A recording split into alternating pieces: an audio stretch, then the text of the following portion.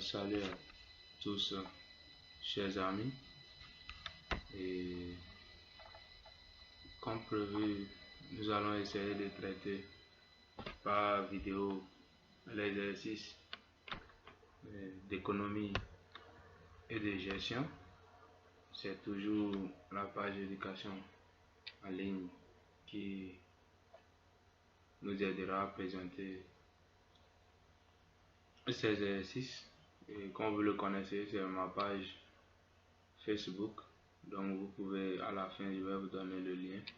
Vous allez cliquer directement pour avoir des informations sur d'autres vidéos à venir. Alors, le contexte de l'exercice, c'est un exercice de macroéconomie 2. Considérons le marché d'économie fermé suivant. Y égale à C plus I plus G. Le revenu national est égal à 5000. Les dépenses publiques G 1000. Les impôts T égale à 1000. La fonction d'investissement I égale à 1000 moins 50 R et celle de la consommation est donnée par C égale à 250 plus 0,75 Y moins T. Alors, consigne. Nous avons cette consigne. La première question nous demande que représente Y moins T dans la fonction de consommation. La deuxième question nous demande de calculer l'épargne privée, l'épargne publique, l'épargne nationale pour cette économie. Quelle est la situation budgétaire de l'État? La question 4 demande de calculer le taux d'intérêt d'équilibre. La question 5, on suppose que les dépenses s'accroissent jusqu'à 250. Que devient l'épargne nationale? La question 6, on nous demande de déterminer à nouveau l'équilibre, le taux d'intérêt d'équilibre. Et la question 7 nous demande que constatez-vous? Comment appelle-t-on ce phénomène? Alors, nous allons commencer avec la question numéro 1 qui nous demande que représente Y moins T dans la fonction de consommation. Eh bien, Y moins T représente le revenu disponible, car Y est le revenu brut et T c'est les impôts. Donc Y moins T c'est le revenu disponible. La question 2 nous demande de calculer les épargnes. On va calculer l'épargne privée, notée SM comme épargne des ménages. Y égale à C plus I plus G. Y moins T étant le revenu disponible, alors on a Y moins T égale consommation plus épargne des ménages. L'épargne des ménages est égale à Y moins T moins C. Si nous balançons le C de l'autre côté, bien évidemment. Or, C égale 250 plus 0,75 Y moins T. Alors nous aurons SM, si on remplace C par sa valeur, ça nous donne Y moins T moins 250 plus 0,75 Y moins T.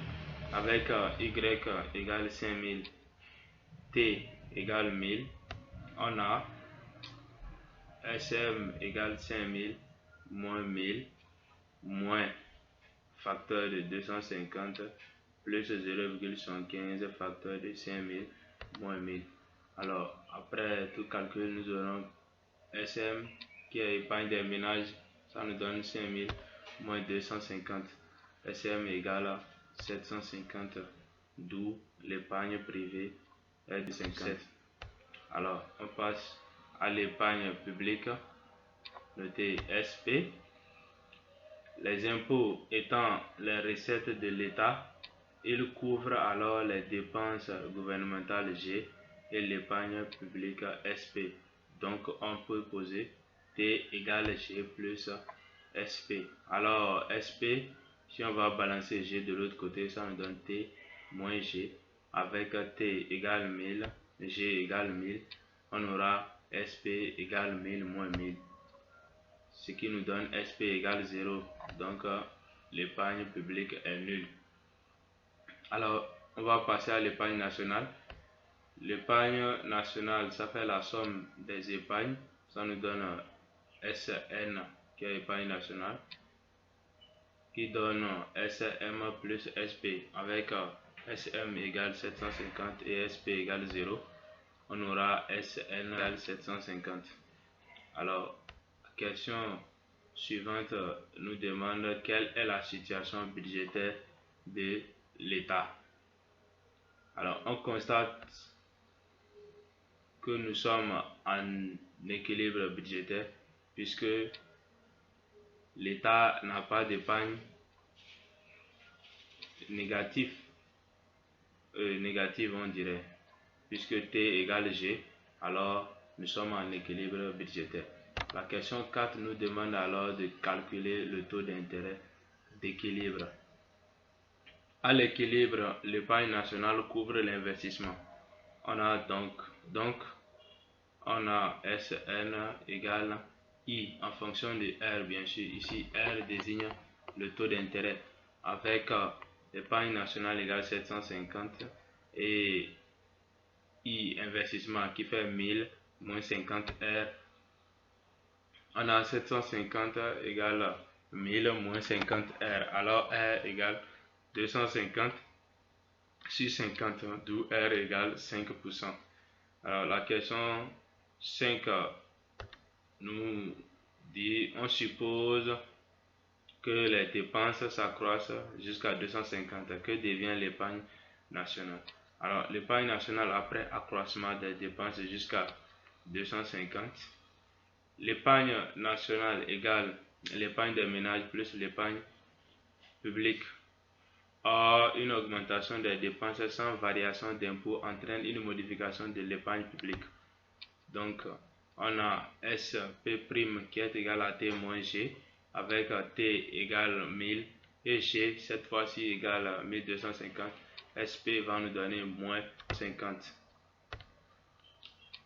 Alors, l'épargne nationale, ça fait la somme des épargnes qui fait somme d'épargne des ménages plus l'épargne publique, avec l'épargne des ménages égale 750 et l'épargne publique moins 250.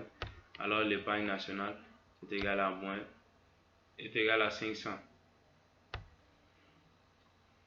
Alors le 6 nous demande de calculer encore le nouveau taux d'intérêt d'équilibre.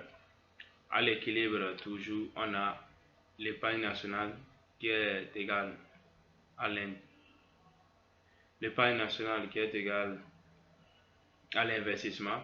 Or, l'épargne nationale égale 500 et l'investissement égale 1000 moins 50 R. Ainsi, on peut poser 500 égale 1000 moins 50 R, d'où R égale 500 sur 50, R égale à 10%. Le constat. Alors, on nous demande ce que nous constatons. On constate tout simplement qu'une augmentation du taux d'intérêt on constate une augmentation du taux d'intérêt qui passe du simple au double, car on avait 5% et actuellement nous avons 10%. On peut aussi dire qu'une augmentation des dépenses qui n'est pas suivie d'une augmentation des impôts entraîne une modification de l'épargne nationale. Voilà, nous sommes à la fin de cette vidéo. Vous avez le lien qui va vous donner la page éducation en ligne sur Facebook, ou si vous voulez directement, vous allez sur Facebook, dans partie recherche, vous tapez éducation en ligne, vous allez trouver ce logo là. Vous pouvez aussi envoyer vos messages par WhatsApp